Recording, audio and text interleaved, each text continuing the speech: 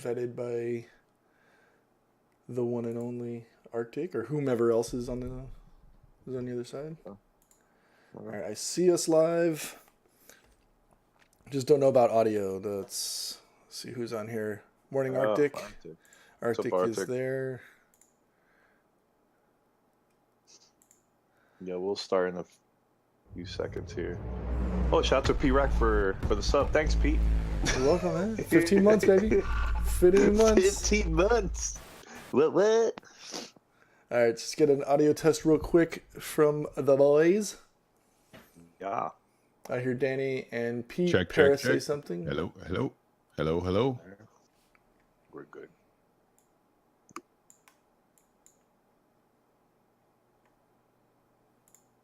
One, two. I think. Can you guys hear Paris? Okay. Yeah. All right. There you Yeah. go. Yeah. All right. There you go. All right. So let's do this. Hi, welcome to episode 797 here at Gamertag Radio, and this is Danny speaking. And joining us this week, we have the whole Gamertag Radio crew. Joining us this week, we have Pete. Man, what's going on, Pete? Yo, what's up? I just came back from Disney, and if you are in Florida, or if they've got the Mickey's Not So Scary Halloween party in your neck of the woods, wherever you're from or wherever you're living, that is the best time to go to Disney. Because I went, I didn't have to wait in lines. I just walked right in. You walked into the standby line and you walked in straight into the amusement park or to the ride that you were trying to go to. There was no line, no wait.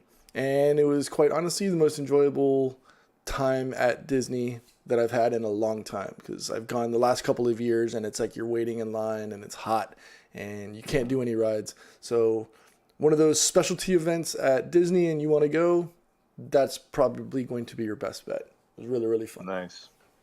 By the way, shout out to Universal Studios. They hit us up. Probably going to be doing an interview with them about Horror Nights. I haven't been there in a long time, Pete. Horror Nights. So I think it's going to be a great conversation. We're going to post that soon in the future episode of Gamertag Radio. So shout out to Universal Studios in Orlando. Also joining us this week, we have Paris, man. What's going on, Paris? Hey, how you doing? Good, man. What's up with you, man? How's everything, man?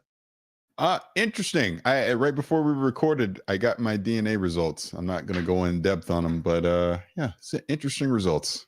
I'll just say that. Were you So nervous? Were you nervous at first? I'd probably be nervous a little bit, me personally. No, not nervous at all. Just curious where I'm from. So it's interesting to see, where I hail from in Africa and both Europe. I'll just leave it at that. All right. That's good, man. All right, so remember, head over to gamertagradio.com and you can listen to our episodes, share with your friends. Also, you can find us on Spotify, Apple Podcasts, Google Podcasts, TuneIn Radio, Stitcher, and other podcast directories. All right, so let's talk about this, man. The past week has been kind of disappointing, man. Hearing all these layoffs, man, it's still continuing, man, all the time. Last week was Capcom Vancouver, and now one of my favorite developers, man, not completely shut down, but at first we heard that Telltale Games, the developers of Walking Dead, also for those that haven't played this too, the Back to the Future series too, Game of Thrones and so on, they laid off. Originally they had 250 employees, and now they only have 25 employees left, man, to finish up a couple projects there. But it's completely done. That studio is done, man. So what are your thoughts about this, man? Because when I heard about this, man, it really hurt me, man, because all the great games that they've been releasing in the past, man, and a lot of people that started working there. Even there was some that started working there last week, and a week later they got laid off. Man, that's crazy, man. What are your thoughts about that, man? About that news? I mean, it's always disturbing to hear when a studio has to shut down for whatever reasons. I know there's been some, I don't even want to call it backlash, but there's been some sketchy responses on social media with people saying that this is what happens when you don't have storytelling or when storytelling is bad, etc. in a sense, yes. Telltale's way or their method of delivering games was sort of formulaic in a sense, where Mm-hmm. it almost felt cookie cutter, because if you looked at all of their titles, it all played out about the same, but it's not always about the gameplay. Yes, it is. It is a component of gameplay, but their storytelling and their way of delivering the story was always fun. I mean, we saw that from playing The Walking Dead. I know Paris, from his review a while back about the Batman game, was amazing. He loved it. Wolf Among Us, I put in my late pass on that last year, and that was one of my highly anticipated titles from them. Now those may not be coming. You know, it sucks. It's great to see the overall response from the gaming community, though. Seeing people like Ubisoft Studios in San Francisco reach out saying, hey, look, you know, to all the recent affected people from Telltale, come on over. We've got dinner on us, and, you know, we'll talk and see what happens, you know, because they're always looking for good help. So, I mean, it sucks, but it's phenomenal to see the response from the gaming community reach out, and hope to get them back into another title, another project, you know, because we'd hate to see that talent go to waste. It's gonna suck, because I was really looking forward to Wolf Among Us 2. That's not gonna happen now. I was telling you guys offline, I'd love to see maybe a Microsoft scoop them up, put them into the fold of studios, and allow them to have that full breadth and control of their titles, giving Microsoft another studio, which helps bolster their ranks, gets them closer to bringing stuff. Because I know they just bought those 5 studios, they announced it in E3, but I don't know how close they are to actually dropping a title.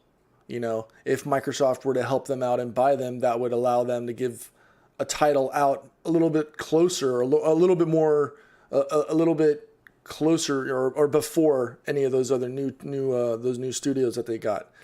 So, I mean, yeah, it sucks, but that's what I would like to see, just to get them back into the fold, because I do think gaming needs them.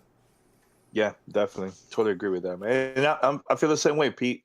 That game was amazing too, man. But I even heard that a lot of the majority of the people that got laid off, no severance package, nothing. They just let them go, man. You know, so it's super super disappointing hearing that news, man. But it's great to see, you know, companies like Ubisoft and just the gaming industry overall.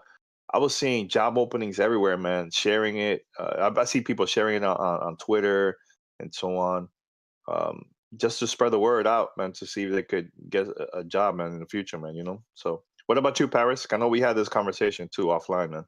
Um, when the news came, when you shared the news, I was in shock, and I was like, oh, okay, maybe just a couple layoffs, but they'll continue, finish up like Wolf Among Us season 2, Walking Dead, and all that. But then when we found out that this was pretty much just a complete, we're bankrupt, we're done. They kept 25 people to finish up the Minecraft game. I mean, it sucks. It sucks because it goes to show you how cutthroat this gaming industry really can be, because we look at how successful at least on the surface, it's how successful Telltale Games has been over the years, and from a storytelling standpoint, they provided some of the best entertainment in games, period.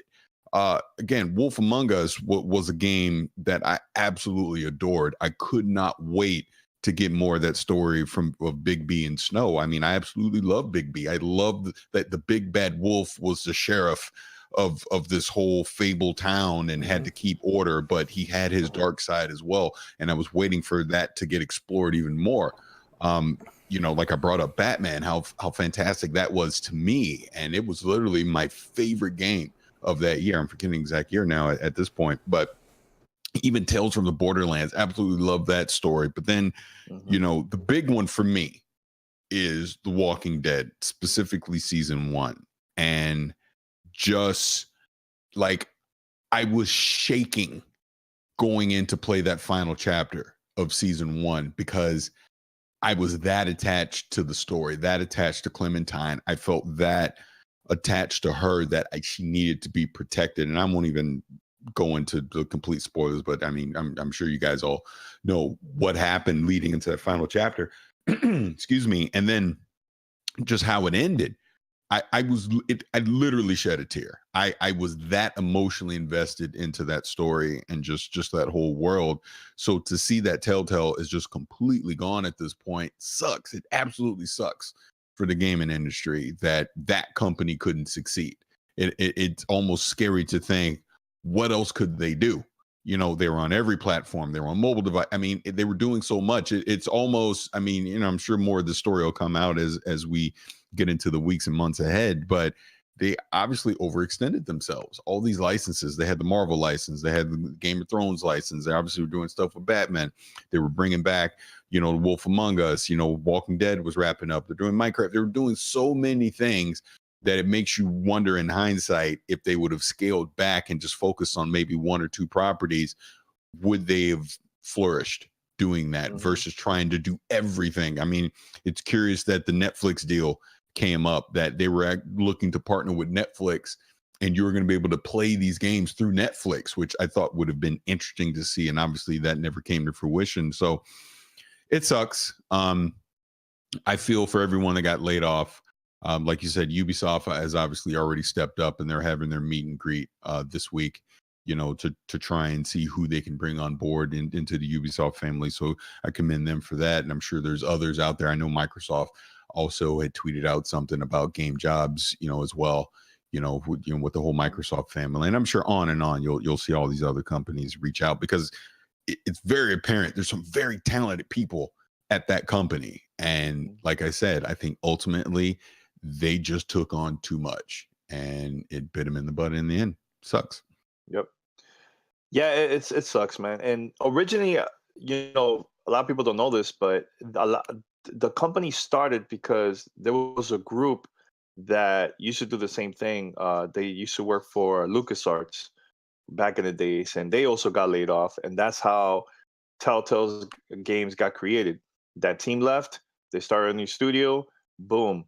And I know there was other games in the past that we probably never played it from them, but my first Telltale game was the Back to the Future. I don't know if you guys ever had a chance to play or not. That was really cool. It takes place right after Back to the Future 3, and it's good because you get to see, you get to hear like the original cast from Back to the Future. Some of them were in the game.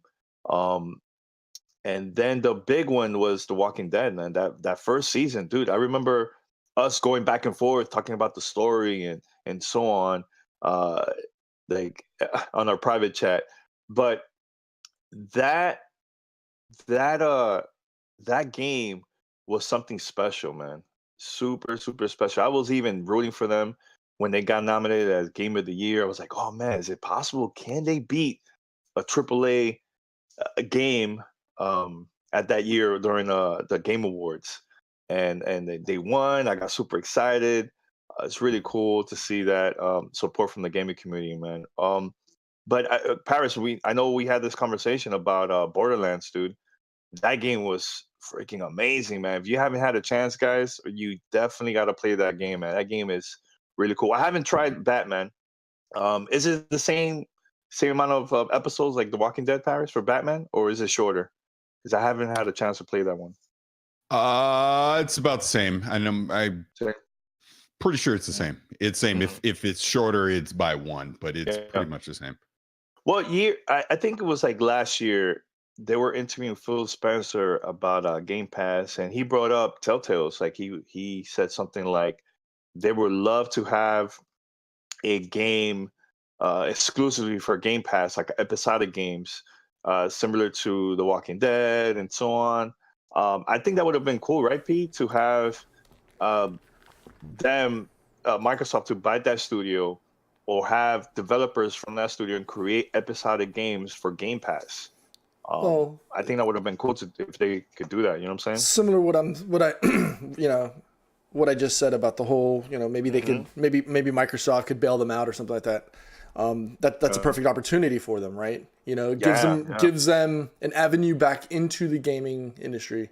Obviously, it gives employment back to the folks that are affected, and most importantly, it gives an exclusive from a very well-known and respected studio to add to the list of titles, because that's the biggest knock on Microsoft right now.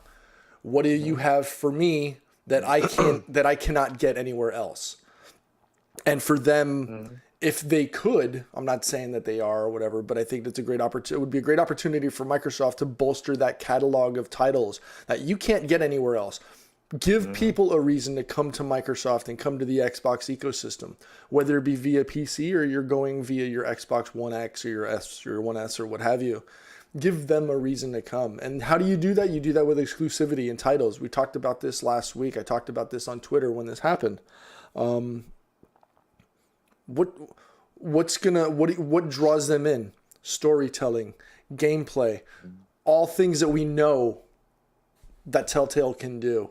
You know, people, you know, as Paris mentioned, you know, that last scene in the last act of season 1 tugs at heartstrings because the storytelling was so well done. It tugged on heartstrings, especially on my side and probably on Paris' side as well, simply because of that fatherly aspect of the main character. You know, you grow attached to these characters. You know, it doesn't matter whether they're fictional or they're realistic or you're watching them on TV.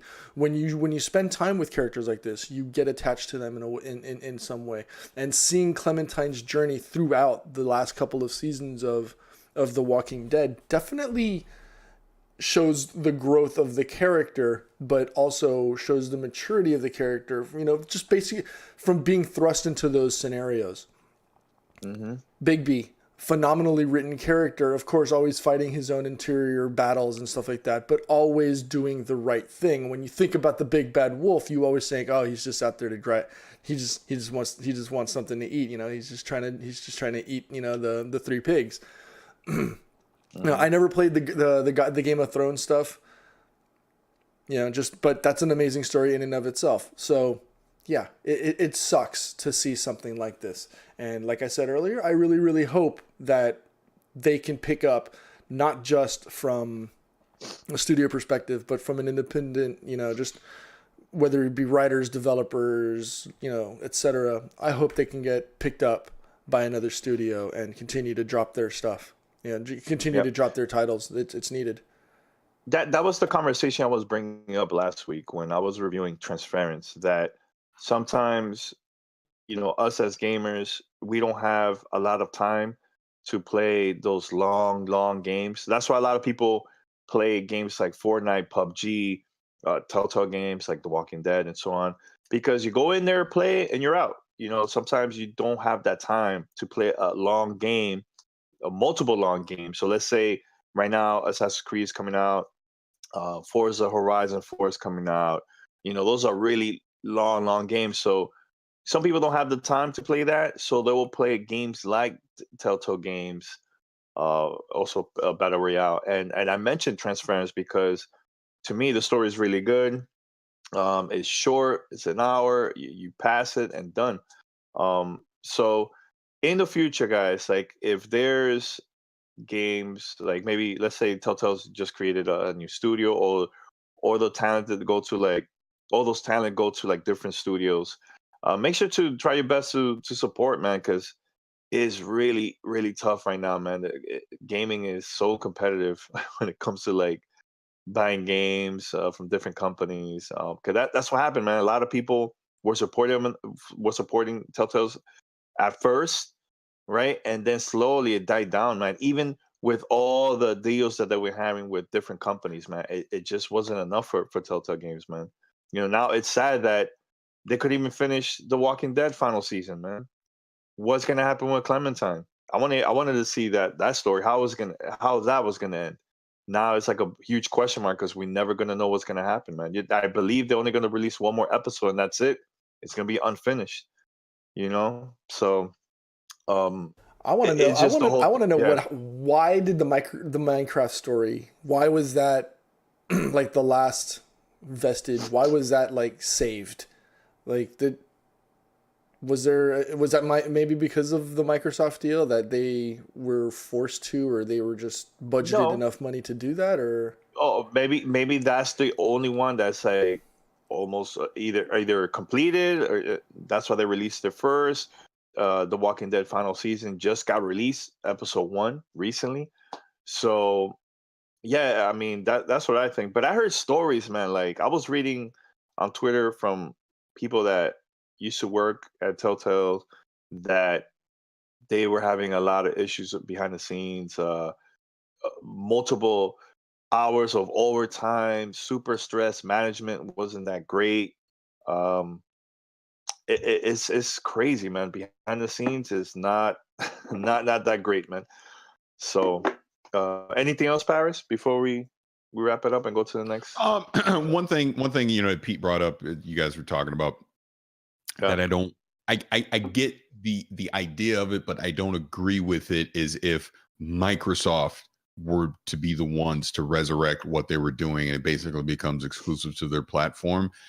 If this were to come back, I wouldn't want to isolate it to just the Xbox or slash PC platform. I would love, because I really would love to see this be on like the Nintendo Switch or obviously on PlayStation and stuff like that, because I think that was part of the appeal of the Telltale games is you just play them, whatever device you had, you were able to play it. And I think that was why they were kind of trying to go that Netflix route. So it was basically playable anywhere. I understand that, yeah, Microsoft could easily come in, put it as part of Game Pass, continue to hold subscription service, episodic stories, etc. I get it. But I think ultimately, if it were to come back, it would be better served to just be multi-plat, so it could be everywhere as it currently is. And I'll just say again for the record, because I just want to, I can't emphasize this enough. The thing that kills me the most is not getting a second season of The Wolf Among Us, because it was in production. They were working on it. Were talking about a Comic-Con this year, the whole thing. I was so excited for it. I could not wait to continue that story because of, look, The Walking Dead, that was something that was attached to the comics already, the TV show, all that. I mean, yeah, the whole Fable story had a comic. I never read it. So this was my first introduction into that world, was The Wolf Among Us. And it hooked me. I wanted to know so much more about that world, so much so now that it's gone away, I have no choice but to pick up those Fable comics. I have to, because I got to know more. I mean, Big B, that was my guy. That was my guy. There were so many layers to him that they could have explored further, that it is a tragedy that we're not going to get that story anymore. And then, like you even mentioned, with this final season of The Walking Dead, ultimately we'll never know what happened to Clementine now. It sucks. Yeah. It just does. It just sucks. It really does. Incomplete stories, man. That's the worst. That's what happened to me playing Shenmue 2. I was like, oh my God, what's going to happen next? And oh my God. I mean, now I'm happy that finally we're going to see a part 3, because I want to complete the story, man. But now we're going to have that question the whole time. What's going to happen to Clementine? Yeah, see, I never played Shenmue, so I never got the appeal of why Shenmue 3 was so important. But having played Walking Dead, and now I'm not going to get closure, I understand more why you were so excited with the whole Shenmue 3 announcement and pending release now. Now I understand that more so, because now I am invested in The Walking Dead and with Clementine's journey and that whole story. So I get and understand that now. Now I'm like, okay. I mean, it's frustrating. It's absolutely, because you want to know. Yeah, definitely. But here's some news. I think you guys probably going to be happy, a little bit happy, probably. I don't know. There's different ways for you guys to actually try out the Anthem before the full game comes out. February 1st, there's going to be a VIP demo where if you pre-order the game, you could also try out Anthem for the first time. Try it out before it comes out, right? Then there's, of course, early access, where you could get early access to the game February 15th. This is for Origin Access Premier members.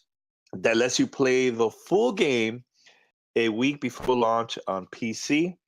And there's also a play first trial, which is similar to other games that if you have EA All Access, you get to play the game for like a couple hours. So I think this one is 10 hours. And after that, it will stop until the full version comes out. Is that going to be enough for you guys? Is that going to be enough?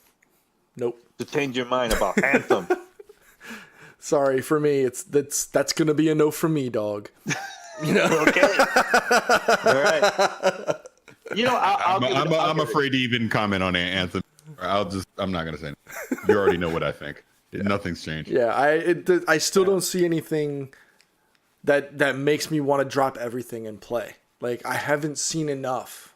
Like, yeah, I got excited at E3 because, like, okay, we're actually seeing gameplay. We're actually gonna see something, you know. And I think the video that dropped 2 weeks after E3 was actually the better reveal for me, because that actually gave me a better understanding as to the mechanics and everything.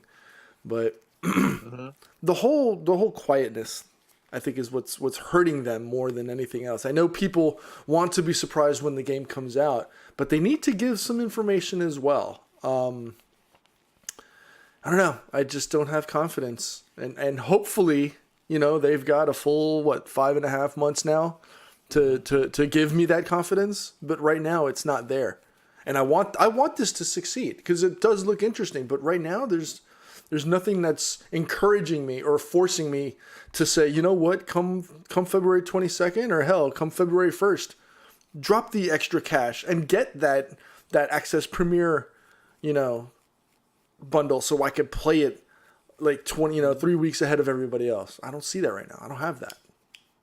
See, the problem with playing games like this early, in my opinion, sometimes I just don't like that, because I feel like once the game comes out and I already played one of the parts of the campaign, I'm like, oh, I have to play this part all over again. Oh my God. Like, it happened to me when we got to play the first demo or the beta for the first Destiny. It was cool at the moment, but then I had to replay that again during the campaign. I think, like, if the Division, like, for example, comes out with a beta, I would like to play maybe something similar to what we were playing at E3. It's like one of those side quests. It's short, you know. I don't mind that. I don't mind playing that, but I don't want to play anything from the story. I want to be completely surprised when I play the actual campaign when the full retail comes out. But for this game, everything is most likely probably going to be story. So I don't know. I don't know if I'm going to try this at all, man. You guys agree with that, or not really? Or you don't mind? I mean, I don't mind. You don't mind? Okay. Like, I'll try it. If Yeah. I can if I can preview it and get an understanding of it before the launch, even better. But and hopefully that sways the decision. But I mean, I'm not gonna totally ignore it. I'll try it if given the opportunity. Absolutely. I mean, it would be unfair to not, you know, at least give it the college try. Okay. Anything else before we go to the next topic about this? Or not really? Nah, we can move on. All right. Paris, I know you have a review for this episode. Well, actually, we have 2 reviews. The other one, we got to do it offline. But go ahead. Yeah. So, and I'll break the fourth wall to our Twitch viewers because I actually have the product in my hand. So, company called, and I hope I'm saying this correct, it's called Accell, Accell. They were kind enough to reach out to me, and they sent me a USB-C to DisplayPort adapter. So it's a 3-port DisplayPort adapter. I've been using it with my work laptop, and it supports up to 2 4K monitors. And it's been great because it's allowing me to use USB-C, plugging it right into my laptop. And my setup I already have here at home is I have 2 4K monitors. I'm able to plug those right in via the DisplayPort and just keep going. Workflow doesn't change. I've been able to use it at work, etc. It's great. So if you have 3 monitors that you want to use with your laptop to just have that ultimate whole workflow going where you have different things going on different monitors, this works fantastic. Like I said, it works with up to 2 4K monitors. I've tested it out with my 2 monitors, and then I added a third 1080p monitor. Worked just fine. Obviously, I had to bring the resolution down to support the third monitor, but overall, this is great. It's very high quality. Like I said, the company is called Accell.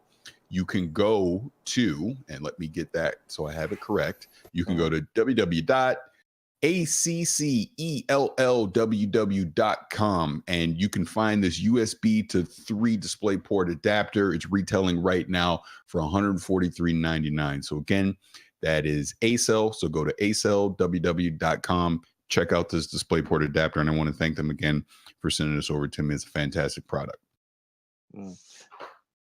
All right, so we're also going to review Forza Horizon 4 here at Gamertag Radio, and we'll be right back after this.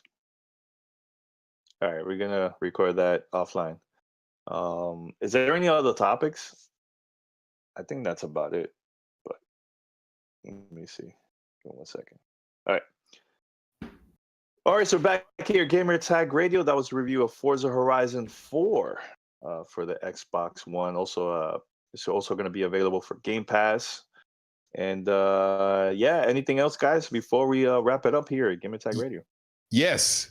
I got an iPhone 10X Max. I talked about my weakness and I said, screw it. And I got it. And I got it a couple days ago. I got to say, coming from an iPhone 6S Plus to this is literally, what was the silly analogy I did in our little group text? This is like going from the launch division to the 1.8 update. That's what this is. That's what this is. Because I mean, I've had that phone.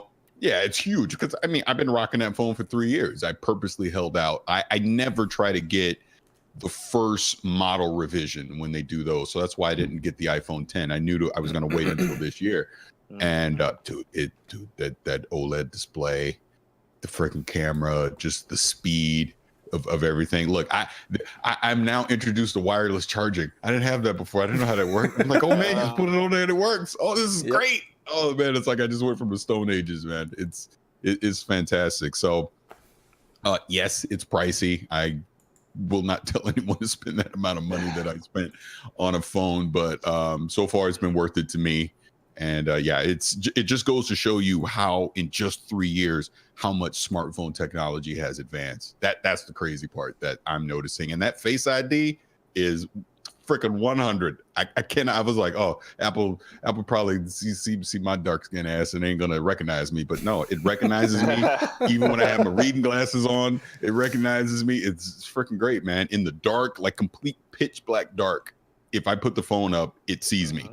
And it'll unlock. And I love how the whole Apple Pay works now with the Face ID, because you basically bring it up to your face first. You know, you click on the right button to bring up, your wallet. And then you put the Face ID. So then you say, yep, it's you. Then you put it to the scanner and boop, boop, takes you right through. So no touch ID, none of that anymore. The Face ID is fantastic. It really is. I'm shocked that I'm friggin' riding for Apple like this, but it's fantastic. So much so that I wasn't 100% sure if I was going to get a new iPad. I think I'm going to get one of those new. If the new iPads do Face ID, I think I'm going to get one. I do. Nice. Which one? The big one or the regular size? No, I would get that 10-inch Pro, because I'm assuming they're going to have, like it is right now, they'll have the 12-inch Pro and they'll have the 10-inch Pro. I'll just get the 10-inch Pro. I don't. The 12 is too big. Like we have some of those at work. I was like, this thing is too damn big. It's like it's almost like not portable. It's so big. Like I don't feel like I can just freely walk around with that thing. It's so at big. That point, it's more like a laptop. It's almost like a laptop. Exactly. It's like a laptop, which, by the way, like I was talking about this ACell adapter, the rumor is they're going to do USB-C on the new iPads, and I'll be able to use my iPad and take it straight into a DisplayPort for the monitor. So that'll be awesome too. Plus, it's supposed to support 4K.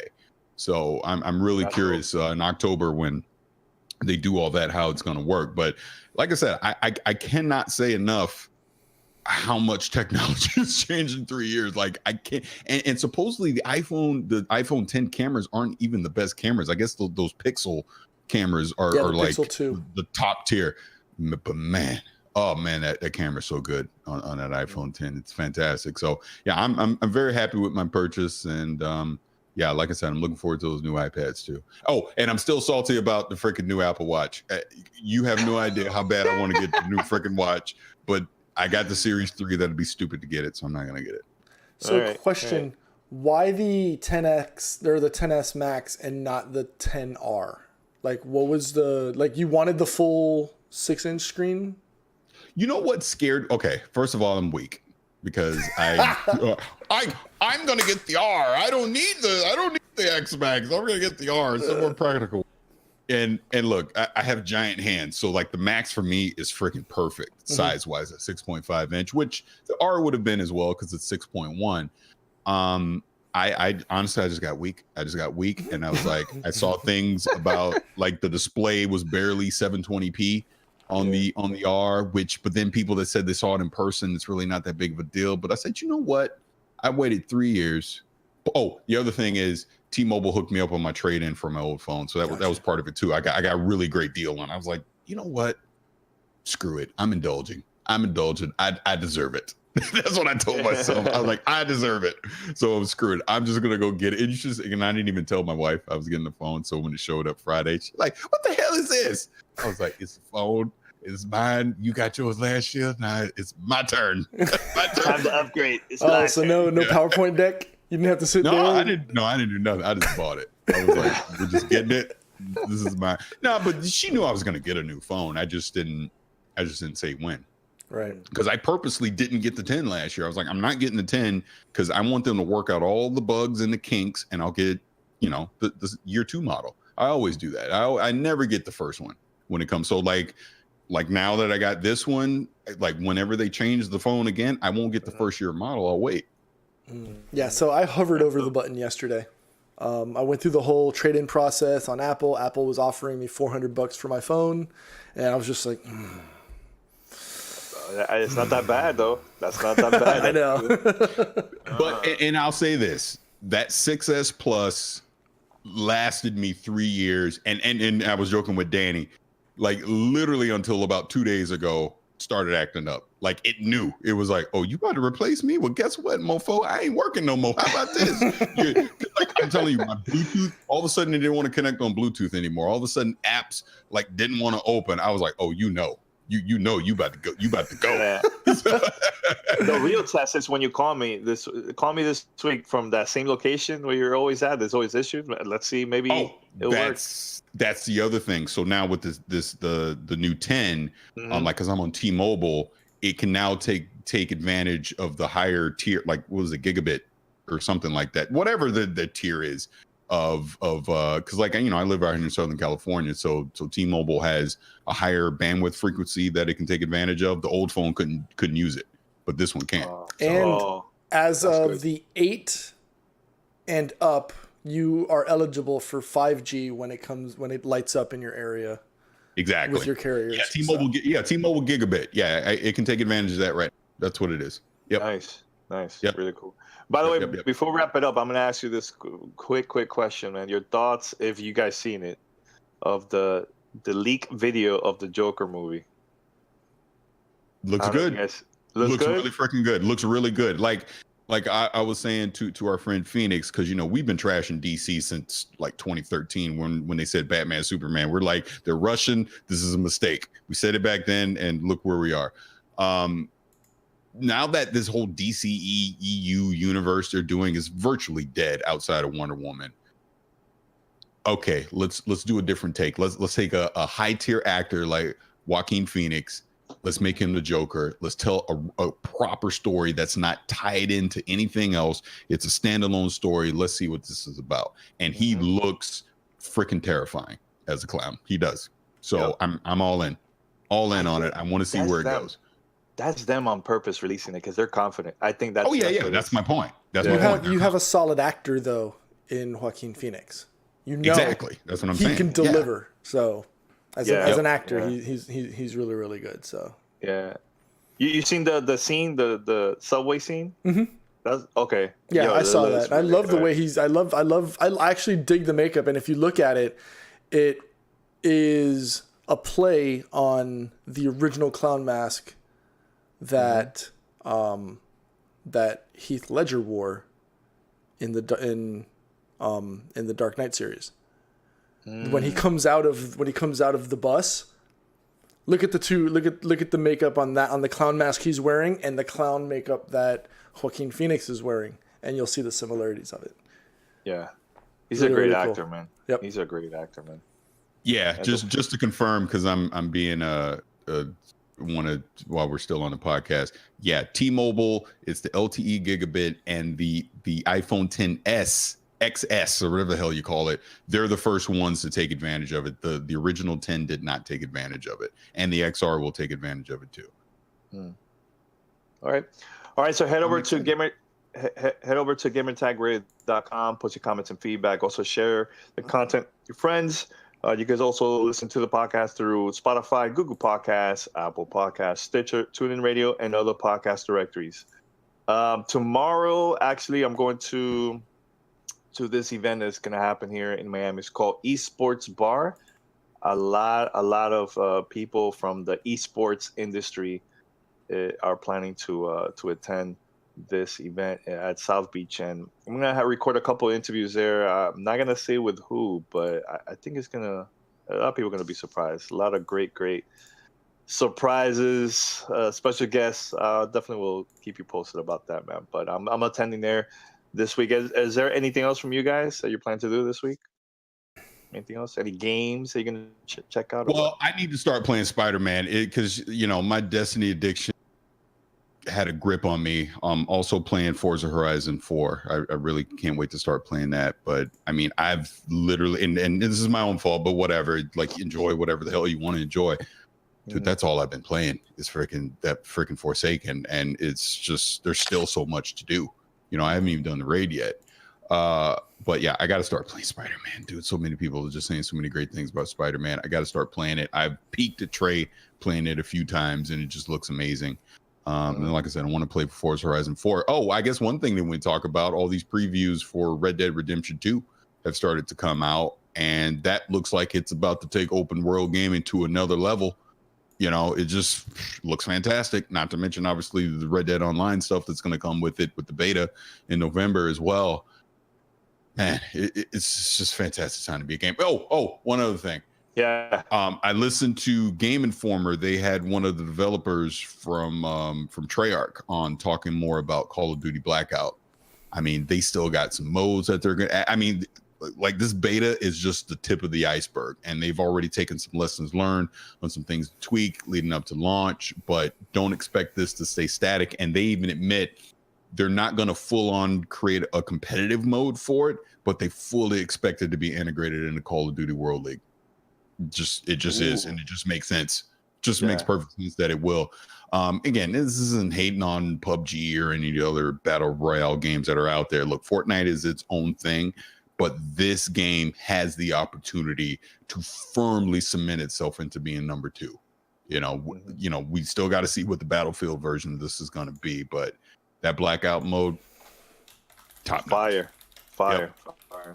Oh, Pete, what about you, man? Before we wrap it up, I got to continue on Spider-Man. I got to finish it at 83%, 81%, 83%, level nice. 48, 49 or something like that. But yeah, it's so good.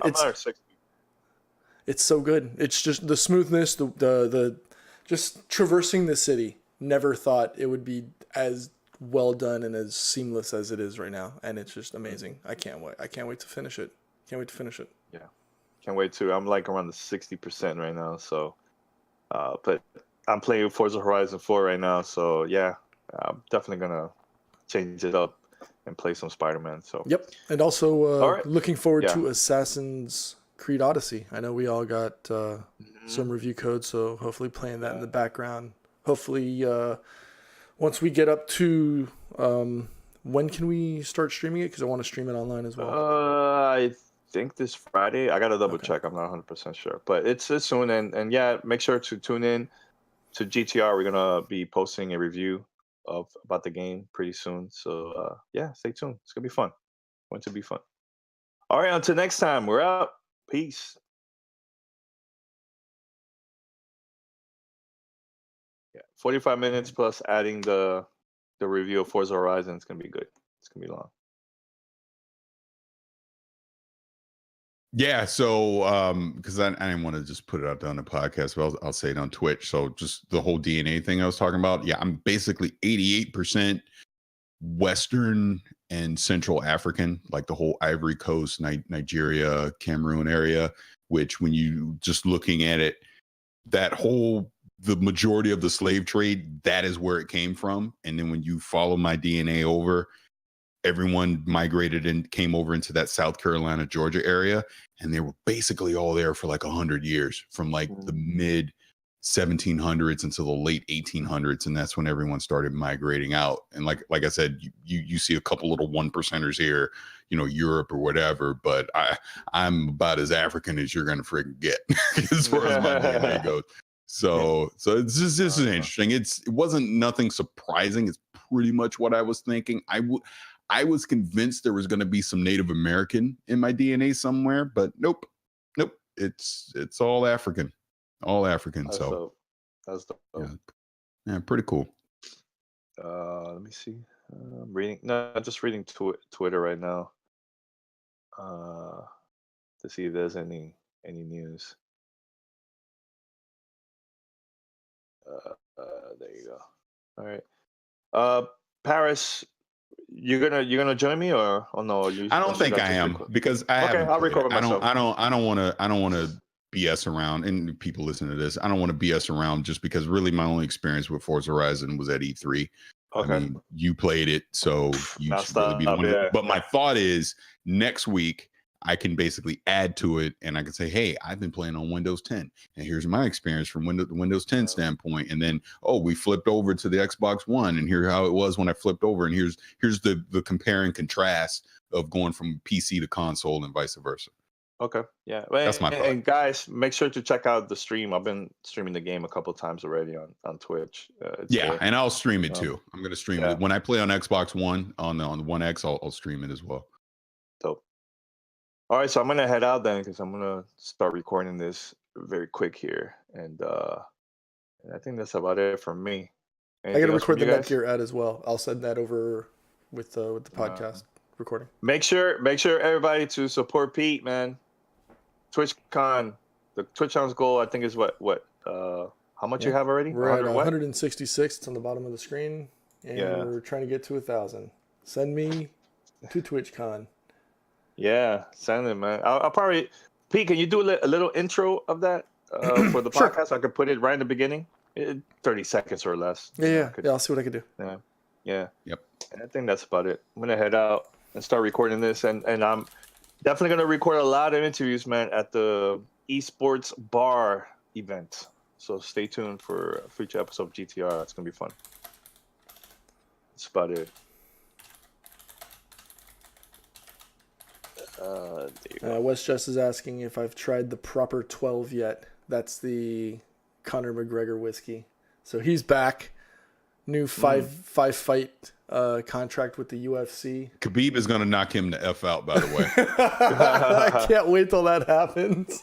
Yo, it's like here's the thing.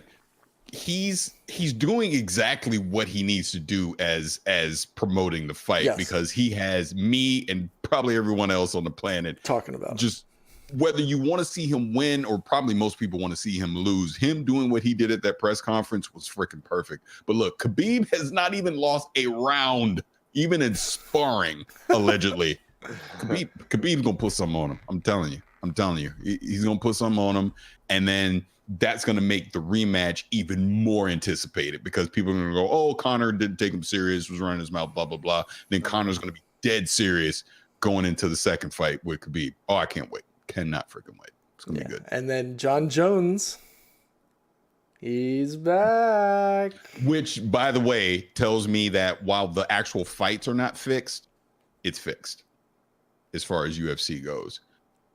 Because think about it, Brock all of a sudden shows back up in WWE and doing the match and all that kind of stuff. It's because they know they're not going to wait for Brock next year. DC and John Jones are going to fight at the end of this year. I'll put cash money on that. Yeah, there was an interview on ESPN. It was it was Dana White and Stephen A. Smith, and they were talking about how the only fight people want to see is DC John Jones.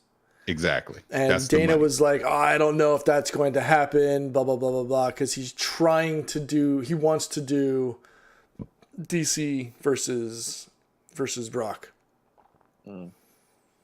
But the fight everybody wants to see is going to be, but do we really want to see it? Because We already know John Jones is going to own DC. He's done it too. He's done it. He's done it every time. And Dana White actually said John Jones is the best fighter of all time. He's the greatest MMA fighter of all time over Anderson Silva. And I thought that was kind of bold. Yeah, no, I agree. So, yeah, Mayweather's coming back as well. Combat sports is it.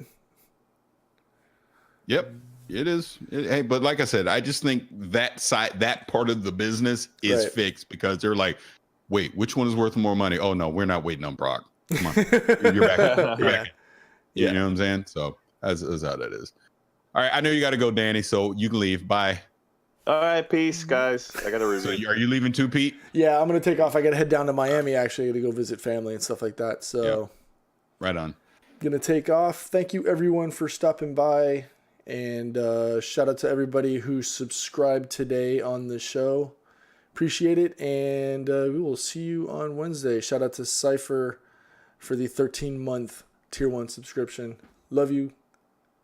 So, from everybody, we out. Peace.